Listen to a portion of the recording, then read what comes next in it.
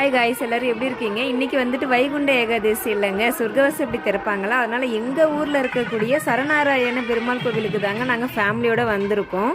சொர்க்கவாசப்படி வழியாக போயிட்டு நம்ம வந்து மூலவரையும் தரிசனம் பண்ணிவிட்டு நம்ம வந்து கோயிலை சுற்றிட்டு வெளியில் வந்தாச்சுங்க. இந்த கோவிலுக்குள்ளே போகக்குள்ளே எனக்கு வந்து பழைய மெமரிஸ்லாம் ஞாபகத்துக்கு வருதுங்க.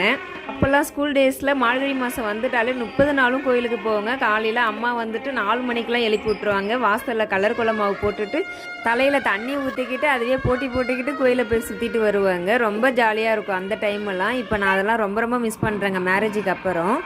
எங்கள் ஊர் திருவதியில் சிவன் கோவில் மட்டும் இல்லைங்க, காளி கோவில், அதுக்கப்புறம் இந்த பெருமாள் கோவில், அப்புறம் பெரிய பெருமாள் கோவில்னு நிறைய கோவில் ரொம்ப ஃபேமஸான கோவிலுங்க இது எல்லாமே. இந்த கோவிலில் வெண்பொங்கலும் ரொம்ப டேஸ்ட்டாக இருக்குங்க. அதோட யாரெல்லாம் இந்த சரணாய பெருமாள் கோவிலுக்கு வந்திருக்கேன்றதை கமெண்டில் சொல்லுங்கள்.